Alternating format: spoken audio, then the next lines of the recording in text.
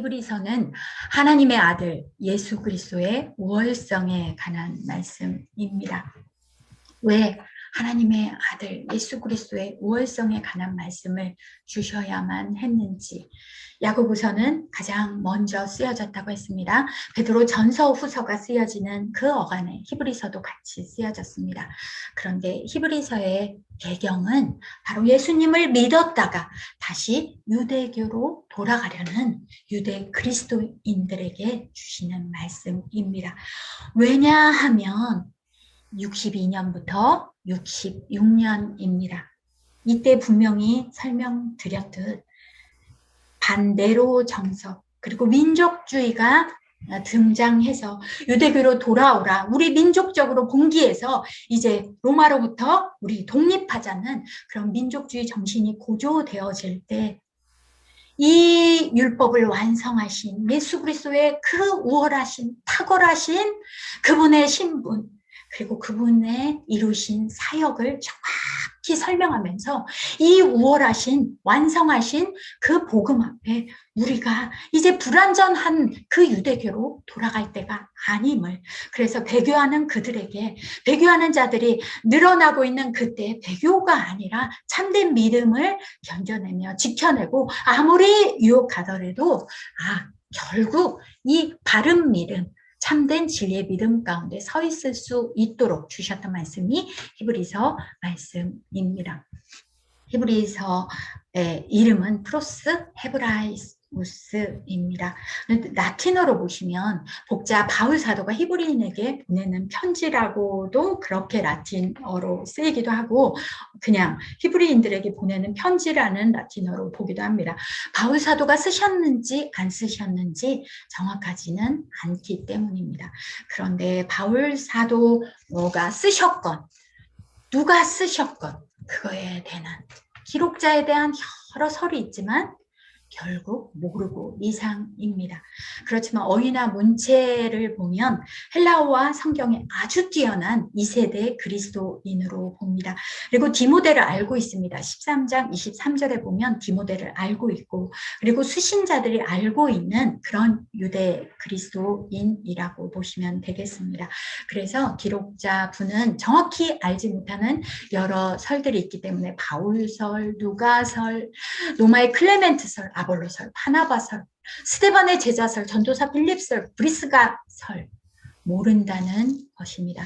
그러니 누가 썼느냐, 누구에게 썼느냐, 그게 중요한 게 아니라 지금 복음을 받아들였음에도 미혹되어 옛 종교, 유대교로 돌아갈 위기에 처한 그 박해받아서 유대교로 돌아가면 조금이라도 유익이 있어서 그렇게 미혹받고 있는 그들에게, 흩어져 있는 믿음의 그리스도인들에게 믿음을 지켜내고 우리가 믿게 된 진리가 얼마나 위대한 진리인지, 예수 그리스도께서 이루신 그 귀한 신분과 사역과 대제사장 되신, 영원하신 대제사장 되신 예수 그리스도께서 이루신 게 얼마나 크시고, 영단번의 제사를 분명히 완성하시고 이제는 하나님 우편에 앉아 계시면서 우리를 위하여서 중보하시는 유일한 중보자 되시는 예수 그리스도에 관해서 그 우월하심에 대해서, 그 찬란하신 은혜에 대해서 설명하면서 헛된 불완전한 유대교로 돌아가지 아니하도록 그렇게 권면하고 있습니다.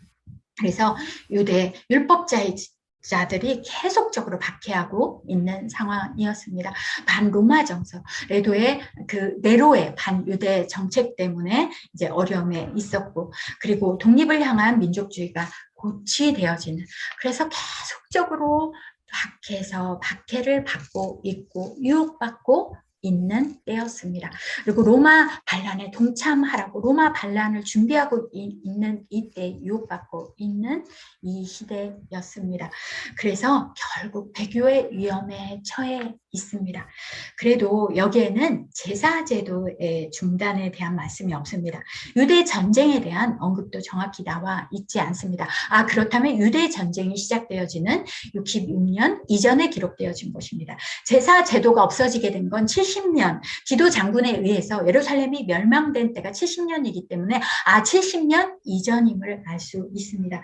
배교의 직접적 원인에 대해서도 이렇게 나와 있었습니다. 그래서 네로의 박해 있는 시대였고 로마의 대화제 그 어떤 것보다도 사실은 율법주의자들에 의한 미혹까지도 유대교로 돌아갈 그 위험 가운데 있었을 때 유대교로 돌아가는 것을 경계하고 경고하고 있습니다. 그리고 유대교보다 비교가 안 되는 우월하신 예수 그리스도를 견증하고 있는 게 히브리서입니다. 로마에 대한 반감으로 유대인들의 민족의식이 고취되어지는 시기에 동족들에게 박해받고 있습니다. 그리고 로마 이 세력으로부터도 또 어려움을 당하고 있습니다.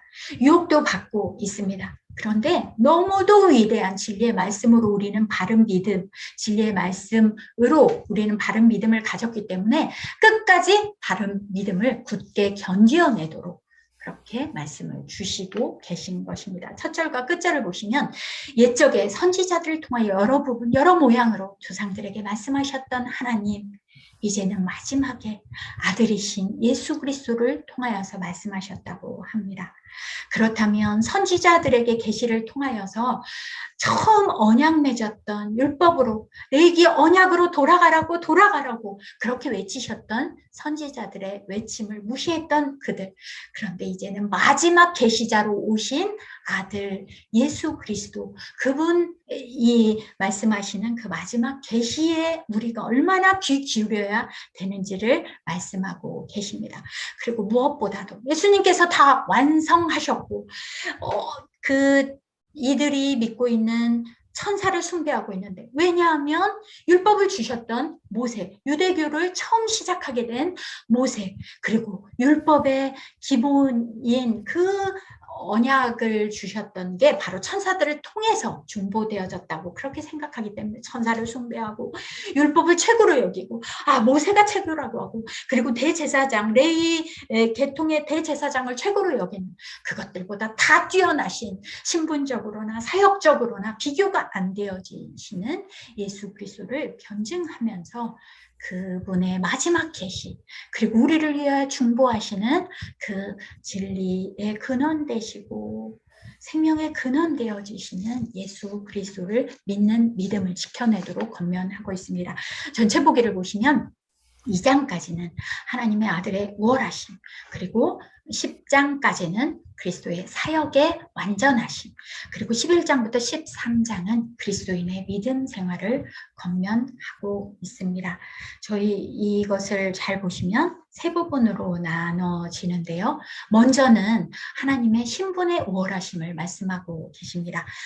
아들의 신성에 관한 7가지 사실로, 그리고 천사보다 어떻게 우월하신지를 말씀하시고, 그리고 사역의 완전하심은 모세는 하나님의 집에 충성했던 종이었을 뿐이고 주인의 상속자 되신 아들이신 예수 그리스도에 대해서 비교하시고, 완전한 대제사장이신 예수 그리스도, 그리고 새 언약을 완성하신 예수 그리스도, 완전한 제물이 되어져서 더 이상 제물이 필요 없는 그런 완전한 제물 되신 그리스도, 사역의 완전하심을 설명하시고, 그리고 마지막으로 그리스도인들은 믿음 생활을 어떻게 살아야 되는지, 믿음의 확신, 믿음의 인내, 사랑에 관해 권고합니다. 이것은 데살로니가전서 1장 3절에 믿음의 역사, 사랑의 수고, 우리 예수 그리스도에 관한 소망의 인내처럼 믿음의 확신, 소망 중에 믿음으로 인내하라고, 그리고 사랑의 수고를 권면하면서 우리가 어떤 삶으로 믿음을 지켜나가야 되는지 그렇게 설명하고 계신다고 볼 수 있습니다. 보시면 분명히 히브리서 어떻게 설명되어지는지 계속 설명드렸고요. 예수님께서는 사도들이 전했던 복음의 핵심은 바로 예수 그리스도셨습니다. 그분의 사역, 그분의 신분을 계속 말씀해 주셨습니다. 왜 이것을 사도의 가르침, 왜 복음서와 히브리서를 저희가 정확히 알아야 하는가? 일반 서신이 쓰여지는 이 히브리서가 쓰여지는 이때는 마태, 마가, 누가 이 전후에 바로 공간복음서가 쓰여지는 때입니다. 예수님께서 어떤 신분이신지, 그리고 예수님께서 하신 사역이 무엇인지, 그리고 그 예수님을 믿는 우리들은 어떻게 살아야 하는지, 그거에 대해서 나와졌던 게 복음서였듯, 이제 믿음으로 복음을 전수해 주셨던 예수님도 돌아가셨고 승천하셨고, 그리고 그 믿음을 전수했던 사도분들도 한 분 한 분 순교하고 계시고, 그렇다면 다시금 그 진리의 복음을 이어받은 우리의 정확한 믿음을 확실히 알 수 있도록 복음의 핵심 대신 예수 그리스도를 다시금 변증하고 계신 것입니다. 사도들의 가르친 복음서의 연장선상이 바로 히브리서라고 보시면 됩니다. 구약의 배경하에 그렇게 설명해주고 있습니다. 하나님 아들의 우월하심을 보시면 신성에 관한 7가지 사실이 나와집니다. 옛적에는 선지자들이었지만 이제 마지막 계시는 예수님을 통하여서 아들이신 예수님이십니다. 만유의 상속자 되십니다. 모든 온 만유의 상속자 되십니다. 주인 되십니다. 모든 세계를 지으신 창조주이십니다. 하나님의 영광을 드러내시는 광채 되신 분이십니다. 본체의 형상을 드러내시는 분이십니다. 능력의 말씀으로 만물을 붙드십니다. 죄를 정결하게 하시는 구원 사역을 다 이루셨습니다. 그리고 그것을 완성하셔서 이제 지극히 크신 하나님의 우편에 앉으셨습니다. 이것을 정확히 예수 그리스도의 신성이 얼마나 대단한지 사람들과 비교할 수 없음을 정확히 7가지로 설명하고 있습니다. 천사들과 비교합니다. 이들이 율법을 전해준 천사, 그리고 그 천사들에게 받아서 전해준 그 모세에게 빠져있는 그들에게, 그리고 다시 눈에 보이는 제사에 빠지려는, 그래서 참된 제사를 이루시고, 그리고 무엇보다도 천사와 비교가 되어질 수 없는 아들이 신성을 통해 나타나는 우월하신 천사와 비교가 되어지지 않는 아들이라 불리셨고, 그리고 아버지가 되시고 아들이 되시는 다윗 언약으로 연결되어진 다윗의 후손으로 오신 예수 그리스도 메시아이십니다. 그리고 모든 천사들은 오히려 아들이신 예수님께서 세상에 다시 재림하실 때 오히려 경배하는 존재라고 합니다. 천사들에게는 오히려 그들을 사역자로 바람으로 부리시는 분이십니다. 그리고 아들은 주님의 보좌, 예수님의 보좌는 영원한 통치자이십니다. 그리고 태초에 땅의 기초를 두신 창조주이십니다. 천사도 창조하신 창조주이십니다. 영존하신 주 대신 그분 앞에 어떻게 아들이신 상속자이신 그분에게 비교하는지, 그리고 하나님의 우편에 앉아 계십니다. 그렇다면 예수님께서는 사역을 완성하시고 이제는 다시 오실 때까지 우리를 중보하시면서 하나님 우편에 앉아 계십니다. 여기서 우편에 앉아 계신다. 잘 생각해 보십시오. 천사들은 계속 섬기는 영으로 앉지도 못하고 섬기면서 예수님을 섬겨야 되고 하나님께서 시키신 명령을 우리에게 전달할 수도 있습니다. 그리고 천사들이 하는 것은 구원받을 상속자인 우리 믿음의 후손들을 섬기도록 보낸 게 바로 천사들입니다. 그런데 그렇게 우리를 섬기라고 보낸 존재를 섬기는 것은 얼마나 어리석은 것인지 비교 불가한 예수 그리스도를 변증하면서 그렇게 정확히 설명해 주고 계십니다. 그리고 우편에 앉아 계신 주님께서는, 저희는 성전을 생각해 보시면 계속 제사장들은 제사 드리면서 앉지 못합니다. 제사가 완성되지 못하기 때문입니다. 성막에도 성전에도 의자가 없습니다. 오직 보좌에 앉아 계시고 제사를 완성하신 예수님께서는 하나님 보좌 우편에 완성하신 그 죄사함의 역사를 이루시고 앉아서 통치하고 계시는 통치권자 되신 분이 바로 우리의 구원자 예수 그리스도이십니다. 그러니 들은 그 큰 복음, 그 큰 구원을 등한히 여기면서 다시 유대교로 돌아간다면 마지막 계시 되신 아들께서 전해주시고 보여주시고 구원을 이루신 완성하신 그 완성하신 제사를 다시 불완전함으로 돌아간다면 우리는 보응을 피할 수 없습니다. 그러니 흘러 떠나가지 않도록 바른 복음 앞에 믿음을 굳게 지켜야만 하는 것입니다. 2장 5절부터 18절에는 예수 그리스도의 인성을 나타남으로 이 우월하심을 드러냅니다. 천사보다 잠시 동안 못하게, 천사보다 신분이 이 부족한가? 신분이 아니라 성육신 하신 예수 그리스도를 말씀하십니다. 왜냐하면 모든 사람을 위하여 죽음을 맛보려고 하셨기 때문입니다. 죄가 없으신 예수 그리스도께서 사람의 몸으로 이 땅에 오심은 죄에 매여 사단의 종노릇 하고 있는 자, 죽음의 세력 잡은 마귀를 멸하시고, 그리고 결국에는 마귀에게 끌려서 종노릇 하고 있는 그 모든 사람들의 죄를 속량하시고 구원하시고 사단의 권세에서 자유하게 하시기 위하여서 사람의 모습으로 오셨습니다. 온전하신 사람, 온전하신 하나님이신 것입니다. 그래서 자비하시고 신실하신 대제사장이 되셔서 백성의 죄를 속량하기 위하여서 오셨습니다. 그리고 그 죄를 완성하셨습니다. 그리고 제사함의 영단번의 제사만 이루신 것이 아니라 시험을 받아서 사람으로서 고난까지도 당하셨습니다. 시험받는 연약한 우리를 능히 도우시려고 시험까지도 육체로서 다 당하셨습니다. 그리고 보좌 우편에서 우리를 위하여 중보하시며 시험받는 우리를 도우시고 계십니다. 그러니 헛된 제사, 불완전한 제사 완성됐는데 다시 돌아갈 것이 아니라 보좌 우편에서 우리를 위하여 기도해 주실, 시험받는 자들을 능히 도우실 수 있는 예수 그리스도, 그분의 도움을 받아서 우리는 하나님 앞에 담대히 나아가면 되는 것입니다. 사역의 완전성을 말씀하십니다. 하나님의 집을 맡으신 그리스도이십니다. 아들로서 교회를 맡으셨습니다. 하나님의 집, 하나님의 온 집의 종으로 신실하셨던 모세셨습니다. 그런데 그때 모세를 통하여서 지었던 성막은 없어졌습니다. 성전도 없어져 갈 것입니다. 보이는 그런 성전은 없어져 갈 것입니다. 그런데 예수 그리스도께서 하나님의 집을 맡은 아들로서 충성하셨습니다. 하나님께서 맡으신 집, 그것은 바로 믿음의 자손들을 통하여서 이루신 교회입니다. 예수 그리스도를 끝까지 굳게 믿는 우리들이 바로 하나님의 집, 하나님의 교회입니다. 그래서 예수 그리스도께서는 영원한 하나님의 집에 모퉁이 돌이 되어주셔서 교회를 맡아주신, 하나님의 집을 맡아주신 아들이십니다. 그리고 그 아들이신 상속자이신 그분을 따라서 우리도 자녀 삼아 주셨기 때문에 우리도 상속자로서 예수님을 따라가면 됩니다.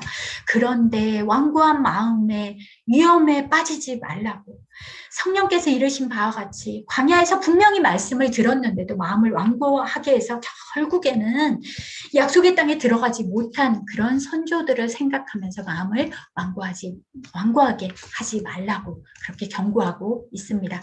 믿지 않아서 불순종해서 들어가지 못한 것이니 우리는 믿고 순종하고 예수님을 따라서 믿음의 길을 가야 하는 것입니다. 우리는 두려워해야 합니다.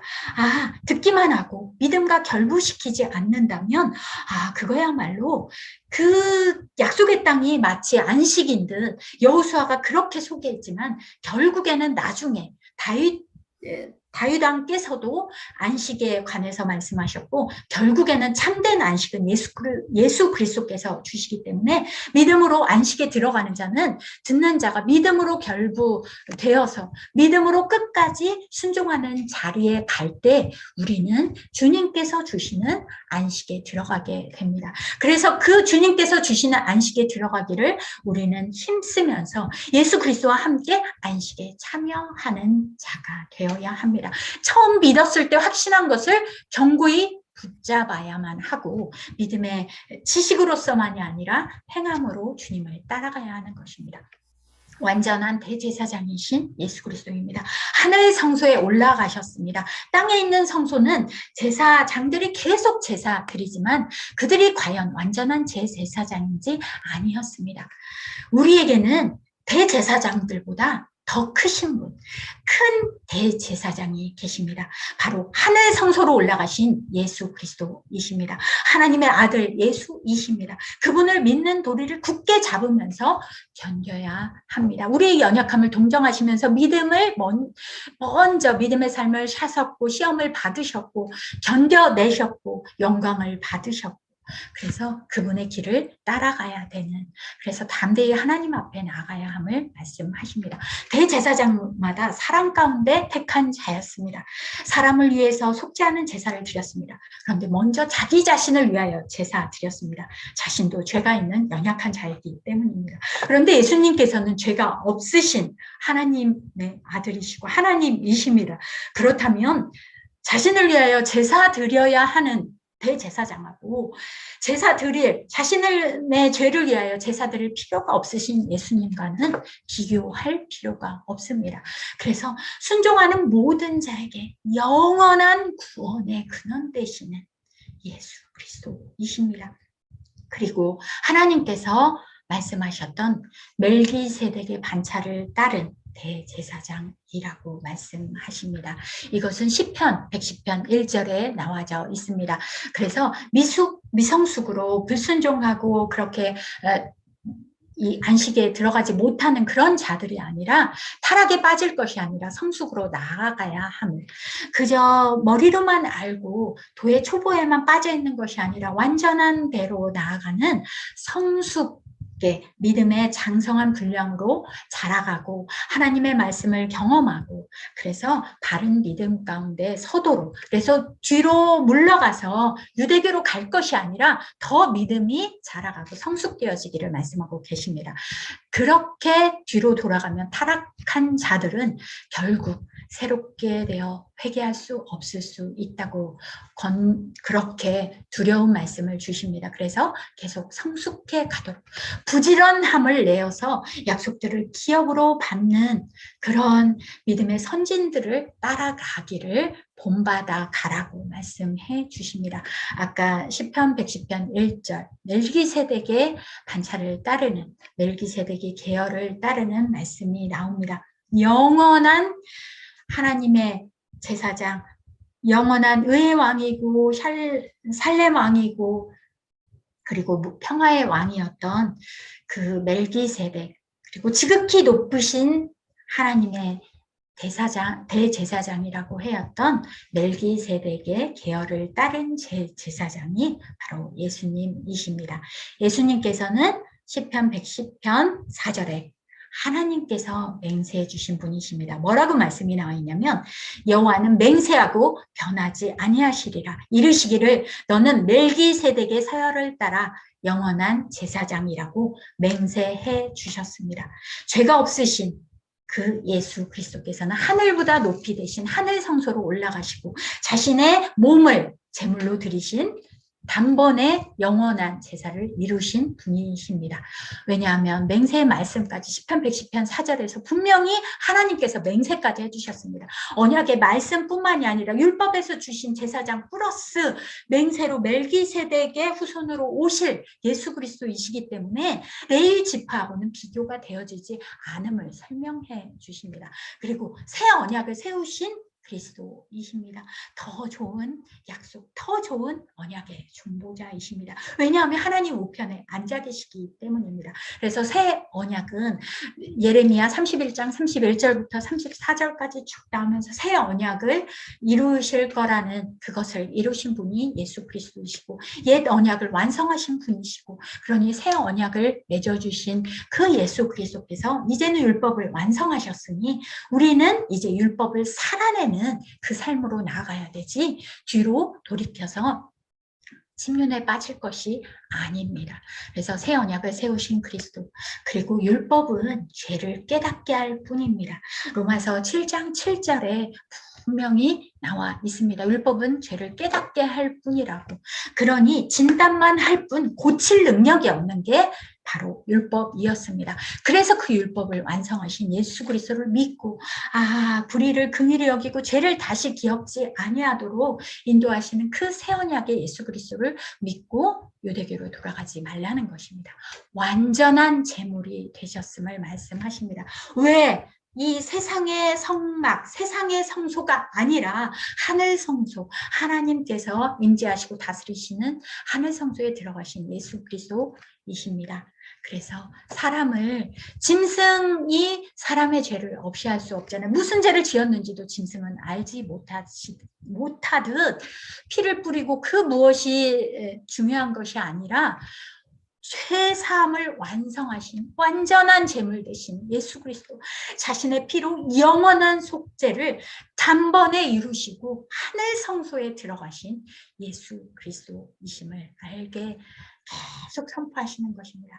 영원한 기업의 약속을 우리가 얻도록 그렇게 영단번에 구원을 이루셨다는 것입니다. 대제사장들은 대속죄일에 7월 10일에 3번 이상 지성소에 들어갔습니다. 그것은 한 번만 들어갔다는, 1년에 한 번 들어간다가 아니라 하루만 들어갔다.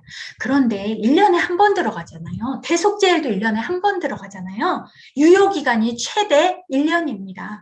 그런데 영원한 영단번의 제사를 이루신 예수 그리스도의 완전한 제물 되신 그 제사는 영원합니다. 그 완벽한 제사. 율법은 장차 올 좋은 일의 그림자일 뿐이고 참 형상은, 실체는 예수 그리스도께서 이루어 주셨습니다. 영원한 속죄를 이루어 주셨습니다. 그러니 바른 신앙 고백에 우리는 굳건히 서야 합니다. 믿는 도리의 소망 되시는 예수 그리스도, 그분 위에 믿음, 진리의 말씀을 굳게 잡고 우리가 이제 어떤 삶으로 살아가야 되는지, 교회 공동체가 서로 미혹에 빠지지 않게 격려하면서 더 모이기를 힘쓰고 서로 뒤로 물러가는 게 아니라 앞으로 믿음이 장성해 가도록 서로 함께 힘쓰라는 말씀을 주십니다. 만약에 뒤로 돌아간다면 더 이상은 속죄 제사가 없습니다. 완성한 제사를 무시한다면 더 이상의 속죄 제사는 없고, 하나님의 아들의 이루신 역사를 무시하고 은혜의 성령께서 이루신 역사를 욕되게 하는 형벌받을 길이기 때문입니다. 그러니 두렵고 떨림으로 생각하면서 약속하신 것을 받기 위하여서 믿음으로 견디라는 것입니다. 의인은 믿음으로 말미암아 살리라. 에무나하는 그 믿음을 권하는 것입니다. 이제 마지막으로 믿음 생활을 권면하십니다. 믿음을 정의하고 있습니다. 믿음의 정의를 보시면 11장에 믿음은 바라는 것들의 실상이요 보이지 않는 것들의 증거라는 말씀을 해주십니다. 믿음은 하나님의 약속의 말씀을 믿는 것입니다. 약속하신 하나님께서는 반드시 믿음으로 우리가 하나님을 의지하며 그렇게 하나님을 의뢰할 때, 견뎌낼 때 그 믿음을 반드시 실체로 드러나게 하실 것입니다. 아직은 얻지 못했지만 소유한 것처럼 확신할 수 있게 언젠가는 증거로 나타내 주실 것입니다. 그게 바로 믿음의 선진들이었습니다. 그분들은 예수 그리스도께서 오시기 전이었습니다. 그저 구약의 약속의 말씀, 그리고 이 신의 산 언약을 맺기 전에는 그 복음의 원시 복음이라도, 구원하실 여자의 후손이 오신다는 그 원시 복음이라도 붙들었던 믿음으로, 그래서 아벨, 에녹, 노아, 그리고 아브라함, 그분도 신의 산 언약 맺기 전이잖아요. 사라, 이삭, 야곱, 요셉. 그 후에 이제 모세부터는 신의 산 언약을 맺고 기생, 라합, 기드온, 바락, 삼손, 입다, 다윗, 사무엘 선지자, 계속적으로 믿음의 예를 말씀해 주십니다. 그분들은 예수 그리스도께서 그저 언약의 말씀만 주셨지만, 약속의 말씀만, 구약의 율법만 주셨지만 원시 복음으로 붙들고 믿을 수 있는 그런 희미한 말씀만 주셨지만 그 믿음으로 지켰으니 결국에는 그 믿음을 하나님께서는 기뻐하셨고, 오히려 그 믿음의 증인들 때문에 우리도 그렇게 희미한 믿음으로도 견뎌내고 하나님의 약속의 믿음의 조상으로 세워졌듯 우리도 그 믿음을 따라간다면 당연히 이분들처럼 하나님께서는 소망 중에 믿음으로 인내한다면, 예수 그리스도의 본을 따르고 우리 믿음의 선진들의 본을 따르면 결국에는 우리의 구원도, 생명의 면류관도 다 하나님께서 약속하신 대로 주실 것입니다. 그러니 믿음을 이루시는 주인 되시는 주님, 온전하게 해주시는 우리의 구주 예수 그리스도, 유대교 어떤 것과도 비교되어지지 않는 아들이신 예수 그리스도를 최고의 믿음의 본으로 삼고 고난을 인내로 이겨내시고 믿음의 최고 모범으로 영광을 보여주신 부활의 주님, 그리고 보좌 우편에 앉아 계시면 통치하시는 주님을 따라가고, 그리고 또 우리는 믿음의 선진들을 따라가면 되는 것입니다. 하나님의 징계를 견디라. 하나님께서 아들과 같이 우리를 대우하신다는 것은 바로 징계가 있다는 것입니다. 자녀들은 징계로 잘 연단하여서 자녀들을 훈계하듯, 자녀라면 반드시 징계하시고 깨닫게 하시고 자라갈 수 있도록. 그래서 징계가 처음에는 힘들고 아프고 슬퍼 보일 수 있지만 마지막으로 그 징계로 믿음으로 연단받은 인내한 자들에게는 의와 평강의 열매가 맺혀지고 결국에는 믿음으로 하나님 나라의 유업을 받을 것입니다. 그런데 또 하나님께서 주신 말씀하신 일을 거역하는 그 자리에 갈까봐. 하나님께서는 예전에는 땅만 진동하셨는데 이제는 하늘까지도 진동하는 마지막 재림의 역사가 있을 것인데, 흔들리지 않는 영원한 하나님 나라를 상속으로 받은 자들이 경건함과 두려움으로 하나님을 기쁘게 섬기면서 믿음으로 견뎌내도록, 그 거역의 위험에 빠지지 않도록 다시금 믿음을 지켜내도록 권면하는 것입니다. 마지막 말씀이 사랑에 대한 권고입니다. 사회적 범위의 사랑입니다. 그리고 종교적 범위의 사랑입니다. 그리고 축도로 맞춰집니다. 사회적 범위의 사랑은 형제사랑, 이웃사랑, 손님 대접하고, 그리고 갇혀있는, 복음 전하다가 갇혀있는 그분들을 생각하면서 서로 돌아보는 사회적 범위의 사랑을 말하고 계십니다. 그리고 종교적 범위의 사랑을 말씀해 주십니다. 다른 교훈에 다시 옛것으로 돌아가지 말고 믿음을 은혜로서 부여해 주신 그 은혜의 믿음을 지켜내는, 굳게 견뎌내는 아름다운 믿음의 모습을 격려하고 계십니다. 그리고 참된 제사는 이제 예수님께서는 제사함의 제사를 완성하셨습니다. 더 이상의 제사는 필요 없습니다. 영원한 제사함의 제사는 이루어졌습니다. 그렇다면 저희가 드려야 될 제사는 이제 예수 그리스도, 구원을 다 이루신 영원한 대제사장이신 예수 그리스도로 말미암아 하나님 아버지 앞에 찬송의 제사를 드리는 삶, 감사의 삶을 살아 드리는 삶, 그리고 선을 행하며 서로 나누어 주는, 그래서 하나님께는 찬송의 제사를, 이웃에게는 선을 행하고 나누는 이웃사랑의 삶을 살아드리는 삶의 제사, 삶의 예배를 드리는 것이 우리의 삶이라고 말씀하십니다. 하나님의 아들 예수 그리스도가 얼마나 우월하신지, 그것은 그분의 신분, 그분의 사역의 완전하심, 그리고 완전히 이루셨고 영단번의 제사를 이루셨고 우리의 고난의 때에는 함께 하시며 격려하시며 하나님 보좌 우편에서 중보하고 계시니 영원한 중보자 되신, 유일하신 중보자 되신 예수 그리스도를 믿고 의지하며 우리는 그분의 도우심을 따라서 믿음의 생활, 하나님께는 영광을 돌리는 찬송의 삶을 살고, 감사의 삶을 살고, 이웃에게는 사랑의 삶을 살라고 믿음 생활을 권면하고 계십니다. 이렇게 히브리서를 마치겠습니다.